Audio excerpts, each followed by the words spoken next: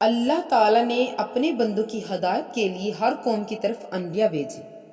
قوم سمود کی طرف سے اللہ تعالیٰ نے حضرت صالح علیہ السلام کو بھیجا تھا۔ سمود کے لوگ بڑے قد آور اور مضبوط جسموں والے تھے۔ جسمانی طاقت کے ساتھ ان کے پاس دینوی دولت کی کثرت بھی تھی۔ قوم سمود بلند و بالا عمارتیں تعمیر کرتے اور ان پر فخر کرتے تھے۔ قوم سمود کی ایک خاص بات یہ تھی کہ وہ پہاڑوں کو تراش کر گھر بنایا کرتے تھے۔ ان گھروں اور محلات کے کھنڈر آج بھی لوگوں کے لیے نشان عبرت ہیں۔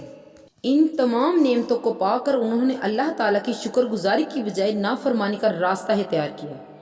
طاقت اور دولت ان لوگوں میں تکبر اور غرور پیدا کر دیا تھا۔ قوم کے بدترین متکبر لوگ رہنما بن بیٹھے تھے۔ وہ کمزوروں پر ظلم کرتے اور زمین میں فساد پھیلاتے تھے۔ قوم سمود بتوں کی پوجا کرتی تھی۔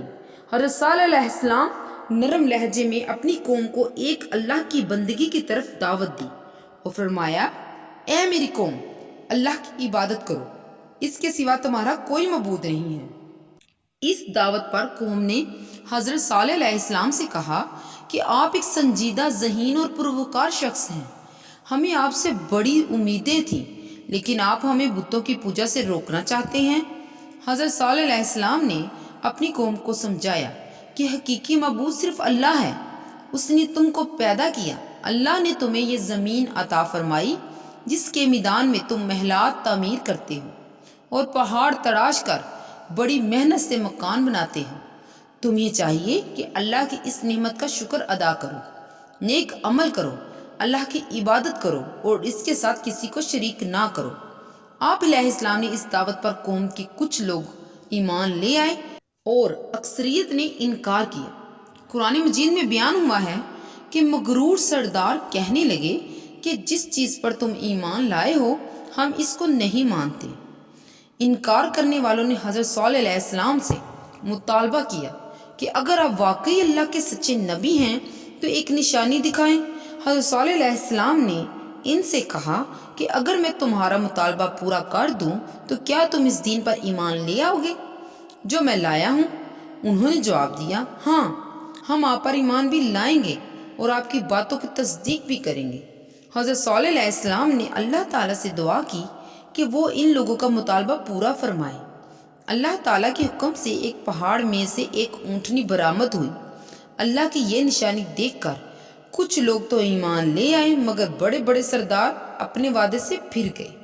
حضرت صالح علیہ السلام نے ان لوگوں سے کہا، یہ اللہ کی اونٹنی ہے جو تمہارے لیے ایک نشانی بن کر آئی ہے، اس لیے اسے آزاد چھوڑ دو کہ وہ اللہ کی زمین پر چرتی پھرے اور اسے کسی برائی کے ارادے سے چھونا بھی نہیں، کہیں ایسا نہ ہو کہ تمہیں ایک دکھ دینے والا عذاب آ پکڑے۔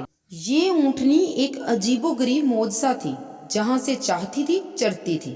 جب کنویں پر پانی پینے جاتی تو سارا پانی ایک دفعہ پی جاتی تھی۔ اسی وجہ سے کنویں سے ایک دن اونٹنی پانی پیتی اور دوسرے دن لوگ پانی حاصل کرتے تھے۔ کچھ عرصہ تک یہ معاملہ یوں ہی چلتا رہا۔ پھر قوم سمود کے لوگوں نے اونٹنی کو مارنے کی سازش تیار کی۔ یہ کام انہوں نے قدار نامی شخص کو سونپا۔ قدار نے اپنے ساتھیوں کے ساتھ مل کر اونٹنی کو مار ڈالا۔